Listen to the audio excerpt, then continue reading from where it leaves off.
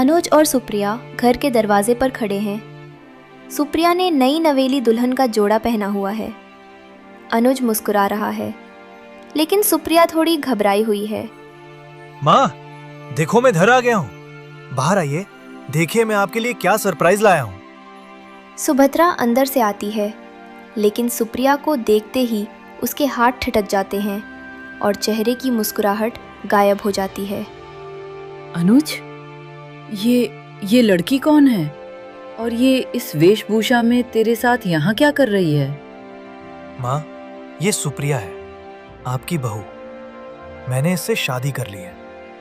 नमस्ते माँ जी। ओ कलोमाई, तुझे बीच में बोलने के लिए किसने कहा? अनुज, पूरी धरती पर तुझे यही कलूटी मिली थी। मेरी चार गोरी ननंदे घर में हैं, उनकी शादी का क्या होगा? वो लोग क्या कहेंगे कि भाई ऐसी बहू लाया है। माँ, सुप्रिया अब मेरी पत्नी है और मैं इससे बहुत प्यार करता हूँ। आपको इसे इतना कुछ कहने का कोई अधिकार नहीं है। रंगत से इंसान की पहचान नहीं होती, उसके दिल से होती है। तू मुझे सिखाएगा? इस लड़की ने क्या जादू कर दिया है तुझ पर? अगर आप हमारे रिश्ते को नहीं अपनाएंगी तो मैं आज ही सुप्रिया को लेकर यहाँ से चला जाऊंगा। फिर आप अपनी पसंद की खुशियां मनाते रहना। नहीं अनुज, ऐसा मत कहिए। माँ जी, आप इनकी बातों का बुरा मत मानिए। ये बस मुझे बहुत प्यार करते हैं और आपसे भी, इसीलिए ऐसा कह रहे हैं। मैं वादा करती हूँ कि मैं आपकी उम्मीदों पर खरी उतरूंगी। अब तुझसे नाराज होकर भी मैं क्या ही कर लूंगी। अपनाना तो पड़ेगा ही, क्योंकि मेरा बेटे तुझ पर मर मिटा है। आजा बहू, अब शक्ल क्या दिखा रही है? अपनी सास के पैर नहीं छुएगी क्या? जरूर छूंगी माँ जी। सुप्रिया झुककर सुभद्रा के पैर छूती है और सुभद्रा बेदिली से उसके सिर पर हाथ रखती है। तभी वो लोग अंदर जाते हैं। सुभद्रा सोफे पर बैठी अपना सिर पकड़कर गुस्से में बड़बड़ा रही है। अनुज पानी का गिलास लेकर आता है। माँ, आप पानी पीजिए और शांत हो जाइए। बात को इतना मत बढ़ाइए। शांत कैसे हो जाऊं?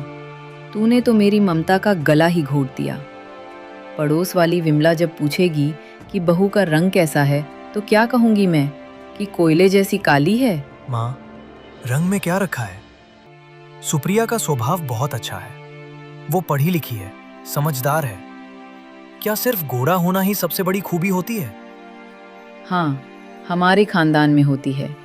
तेरी चारों बहनें फूलों जैसी गोरी हैं और तू ये बैंगन जैसी लड़की उठा लाया। अब उनकी शादी में रुकावट आएगी। लोग कहेंगे कि इस घर की पसंद ही खराब है।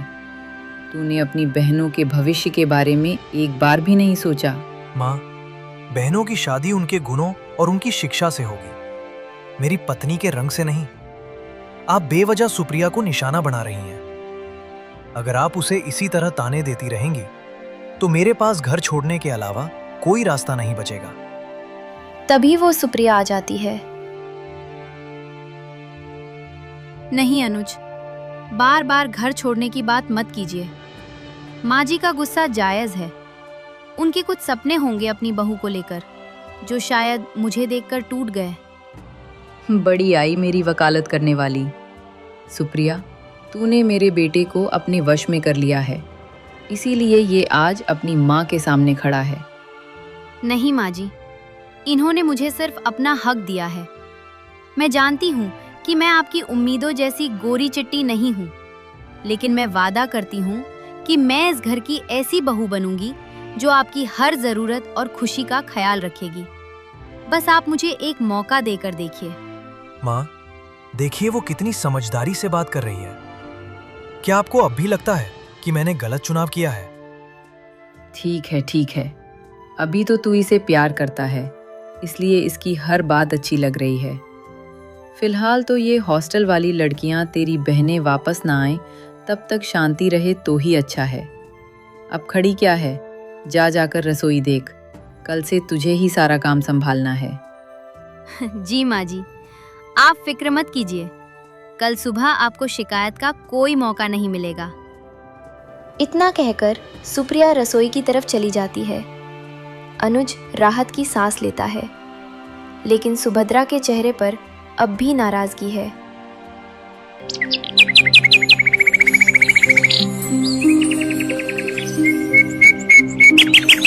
अगले दिन सुप्रिया रसोई में बहुत सलीके से काम कर रही है।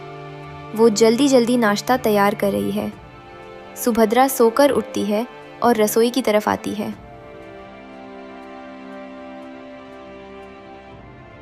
अरे, तू इतनी जल्दी उठ गई? मुझे लगा था कि शहर की लड़की है, धूप चढ़ने तक सोती रहेगी। सादर प्रणाम माँ जी। मेरी माँ ने सिखाया है कि सुबह की शुरुआत अगर काम से हो तो दिन भर बरकत रहती है। मैंने आपके लिए और अनुज के लिए मीठा हलवा बनाया है। देखूं तो जरा कैसी रसोई संभाली है तूने। सुप्रिया कटोरी में हलवा परोसती है। सुभद्रा एक चम्मच चखती है और उसके चेहरे के भाव थोड़े नरम पड़ते हैं। हलवा तो तूने ठीक बनाया है, पर ये बता, मेरे गोरे चिट्टे बेटे ने तेरे जैसी काली सूरत में ऐसा क्या देखा जो वो तुझ पर इतना लट्टू हो गया? माँ जी, यही तो उनकी खासियत है। उन्होंने मेरी बाहर की रंगत को ना देखकर मेरे अंदर के दिल को पहचाना है। उन्होंने मुझे सिखाया कि इंसान की असली खूबसूरती उसके काम और उसके व्यवहार में होती है। हाँ चल ठीक है, बहुत हो गई ज्ञान की बातें। अब सुन, सुबह तेरे हाथ का मीठा खाया था, इसलिए अब मन कुछ चटपटा खाने का हो रहा है। कुछ ऐसा बना जो खाते ही मज़ा आ जाए। आप बस 15 मिनट रुकिए माँ जी। मैं अभी आपको पुदीने की तीखी चटनी के साथ गरम गरम प्याज और आलू की भजिया बनाकर खिलाती हूँ। कुछ देर बाद सुप्रिया भजिया की प्लेट लेकर आती है। खुशबू पूरे घर में फैल जाती है। वाह, ये तो वाकई बहुत स्वादिष्ट है। तूने जिस तरह से आज पहले ही दिन घर का सारा काम संभाल लिया और ऐसा खाना बनाया है, मैं सच में खुश हूँ। शुक्रिया माँ जी। आपके चेहरे पर ये मुस्कान देखकर मेरा दिन बन गया। आप बस आदेश दीजिए, मैं आपकी पसंद की हर चीज बनाना सीख जाऊंगी। ज़्यादा हवा में मत उड़। काम अच्छा किया है तो तारीफ की है। अब जा, बर्तन भी साफ कर दे, फिर दोपहर के खाने की तैयारी करनी है। जी माँ जी, अभी करती हूँ। सुप्रिया खुशी खुशी काम में लग जाती है और सुभद्रा मन ही मन खाने का आनंद लेती है।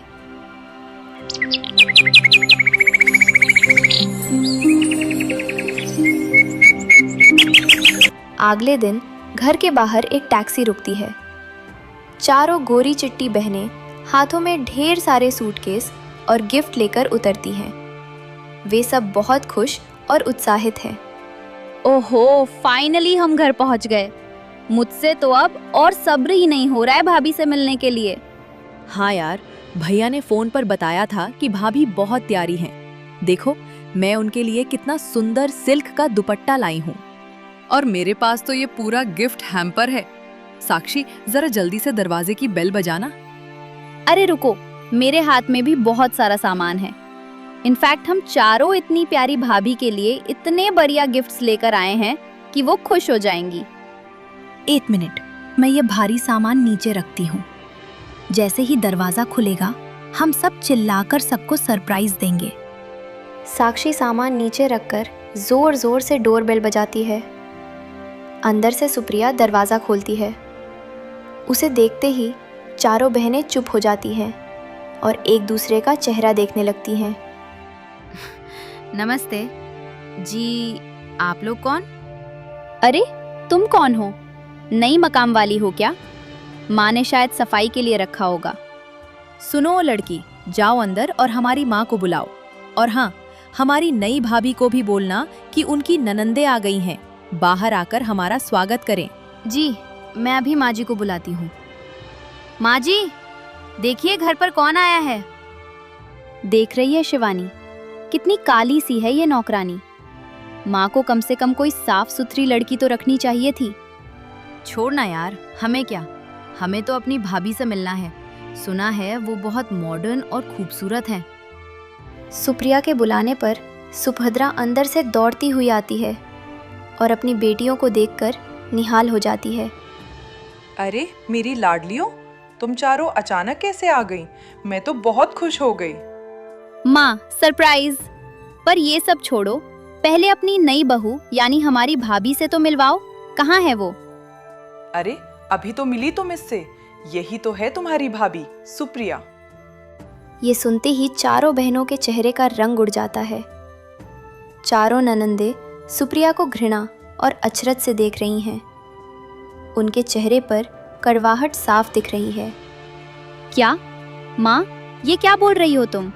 ये नौकरानी जैसी काली सी लड़की भला हमारे भैया की पसंद और हमारी भाभी कैसे हो सकती है? छी! हियो, इसे देखकर तो ऐसा लग रहा है जैसे किसी ने इसे ज्यादा देर तक काले तवे पर रख दिया हो, इसीलिए जलकर कोयला हो गई है। हाँ माँ, ये सब क्या है? हम तो अपनी भाभी से मिलने के लिए इतने खुश थे कि इतने सारे महंगे तोहफे लाए थे। भैया ने लव मैरिज की है तो कम से कम कोई अप्सरा जैसी लड़की लानी चाहिए थी ना। ये कैसी काली कलौटी बैंगन जैसी लड़की उठा लाए? दीदी, मैं जुबान संभालो तुम चारों। जो भी है, अब ये तुम्हारी भाभी है। काहे की भाभी? ये तो हमारे साथ खड़े होने के लायक भी नहीं है। कहाँ हम गोरी चिट्टी और कहाँ ये काली कोयला। अगर बाहर किसी सहेली को पता चला कि हमारी भाभी ऐसी दिखती है तो हम कहीं मुंह दिखाने के लायक नहीं रहेंगे। सच में, हम क्या हॉस्टल से भागे भागे इस काली भाभी से मिलने आए थे? तौबा तौबा, घर कदम रखते ही सारा मूड खराब कर दिया। चलो बहनों, अपने कमरे में चलते हैं। यहाँ खड़े रहे तो हमें भी नजर लग जाएगी। चारों नंदे अपने पैर पटकती हुई महल के अंदर आ जाती हैं। सुप्रिया की आंखों से आंसू गिर जाते हैं। बहू, तू फिक्र मत कर, अभी ये गुस्से में है। थोड़े दिन में तुम चारों पांचों घुल मिल जाओगे तो सब ठीक हो जाएगा। आखिर बहनें हैं उसकी। जी माँ जी, मैं कोशिश करूंगी कि वो मुझे अपना ले।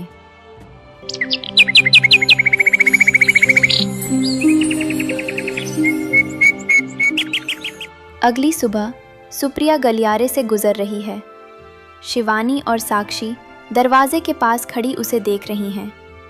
जैसे ही सुप्रिया पास आती है, शिवानी जानबूझकर अपना पैर आगे बढ़ा देती है। सुप्रिया जमीन पर गिर पड़ती है। ये देखकर चारों ननंदे जोर जोर से हंसने लगती हैं। देखो देखो, कलो माई तो गिर गई। क्यों भाभी, जमीन ज्यादा ठंडी लग रही थी क्या जो वहीं बैठ गई? अच्छा हुआ, ऐसी काली भाभी के साथ ऐसा ही होना चाहिए। कम से कम जमीन का रंग और तुम्हारा रंग मैच तो कर गया। दीदी, अगर आपको कुछ चाहिए था तो आप मांग लेती। ऐसे गिराने की क्या जरूरत थी? ओए, हमें लेक्चर मत पिला। जल्दी से उठ और हमारे लिए पास्ता बना कर ला। और हाँ, साथ में एकदम ठंडा ऑरेंज जूस भी होना चाहिए। जल्दी जा। जी दीदी, मैं अभी लाती हूँ। कुछ देर बाद सुप्रिया पास्ता और जूस लेकर उनके कमरे में जाती है। ननंदे आईने के सामने बैठकर अपना महंगा मेकअप कर रही हैं। दीदी, ये आप कौन सी क्रीम लगा रही हो? इसे लगाने से चेहरे पर कितनी चमक आ गई है। क्या इसे लगाने से मैं भी थोड़ी अच्छी दिखूंगी? क्या आप मुझे भी मेकअप करना सिखाओगी ताकि मैं भी आप जैसी सुंदर लगूं? क्या मेकअप? तेरी कोई औकात नहीं है इतना ब्रांडेड और महंगा मेकअप लगाने की, समझना? हाँ, और वैसे भी सीखना तो बहुत दूर की बात है। इस काली सूरत पर अगर तू सारा पेंट भी थोप लेगी ना, तो भी तू ऐसी ही रहने वाली है।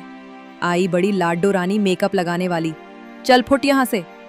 दीदी, मानती हूँ कि मैं काली हूँ, पर जब भगवान ने ही मुझे ऐसा बनाया है तो इसमें मैं क्या कर सकती हूँ? क्या हम जैसे लोगों की कोई जिंदगी नहीं होती? क्या हमें अच्छा दिखने का हक नहीं है? तुम जैसे लोगों की जिंदगी में सिर्फ और सिर्फ कालेपन के ताने सुनना लिखा है, समझी? अब यहाँ खड़ी होकर हमारा सिर मत खा और बाहर जा। सुप्रिया की आंखों में आंसू आ जाते हैं और वह चुपचाप ट्रे लेकर वहां से चली जाती है। ननंदे पीछे से फिर हंसने लगती हैं।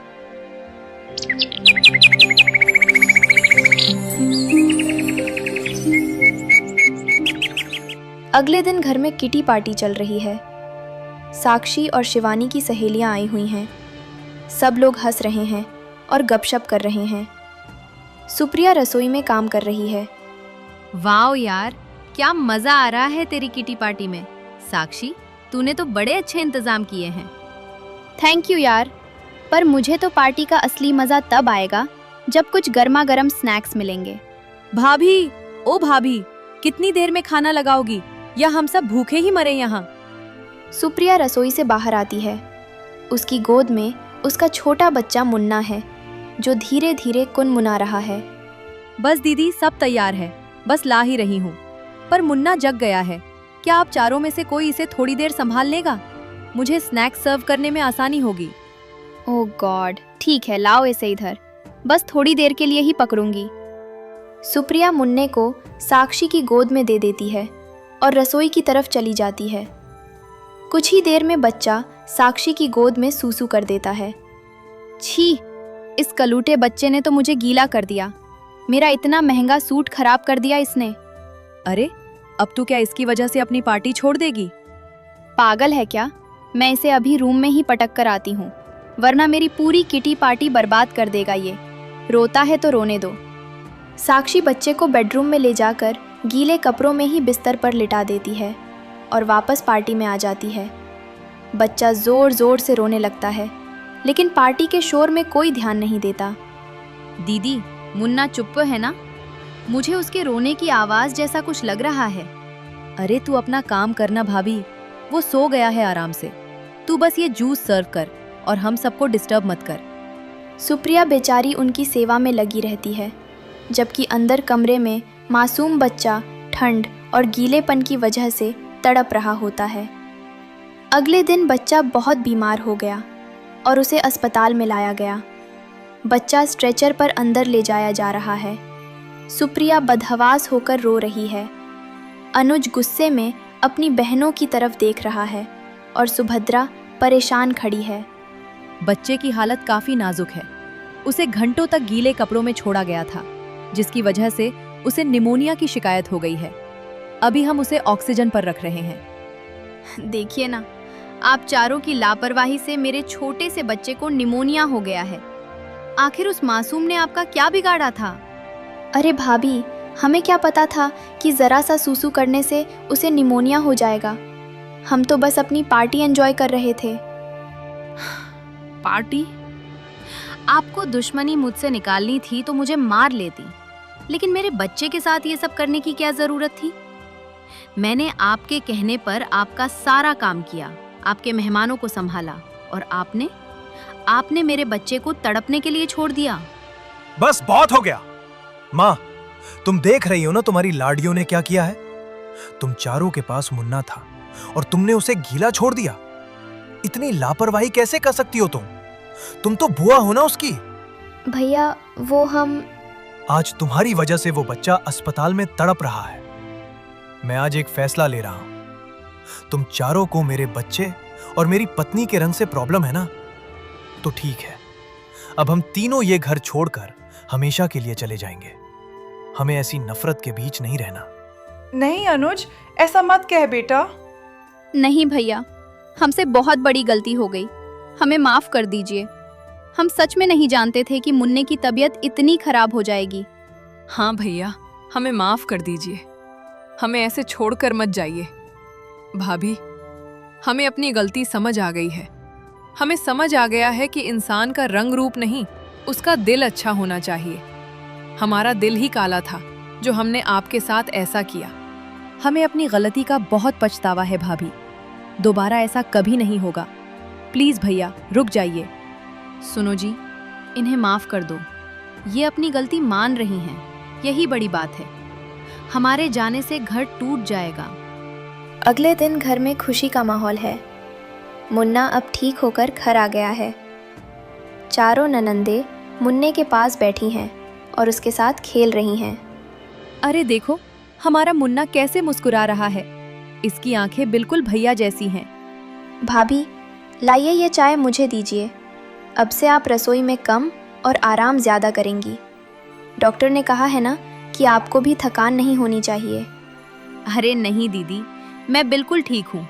आप लोग बस मुन्ने का ख्याल रखिए, मेरे लिए वही काफ़ी है। भाभी, हमें फिर से माफ कर दीजिए। हम कितने मूर्ख थे जो आपके गोरे रंग की तलाश में आपका इतना साफ और सच्चा दिल नहीं देख पाए। हम चारों को अपनी गलती पर बहुत शर्मिंदगी है। हाँ भाभी, अब हमें समझ आ गया है कि असली खूबसूरती चेहरे की चमक में नहीं, बल्कि उन हाथों में होती है जो पूरे परिवार को प्यार से बांध कर रखते हैं। और वो खूबी सिर्फ आप में है। सच कह रही हैं ये बेटियां बहू। तूने ना सिर्फ मेरा घर संभाला, बल्कि अपनी ममता से इन बिगड़ी हुई लड़कियों को भी सही रास्ता दिखा दिया। अनुज ने बिल्कुल सही कहा था, रंगत तो ढल जाती है, पर स्वभाव उम्र भर साथ रहता है। तो क्या अब मेरा घर छोड़ने का इरादा बदल दिया जाए, या अभी भी कोई शिकायत बाकी है? खबरदार जो घर छोड़ने का नाम भी लिया तो। अब तो हम अपनी भाभी को कहीं नहीं जाने देंगे, बल्कि अब हम भाभी से वो मेकअप नहीं, बल्कि उनके जैसा बड़ा दिल रखना सीखेंगे। अब बस कीजिए आप सब, मुझे रुलाएंगी क्या? मुझे मेरा परिवार मिल गया, मेरे लिए यही सबसे बड़ा तोहफा है। सब लोग जोर से हंसने लगते हैं। ननंद और भाभी के बीच प्यार भरी नोक-झोंक शुरू हो जाती है और पूरा परिवार मुन्ने के साथ खुश दिखाई देता है।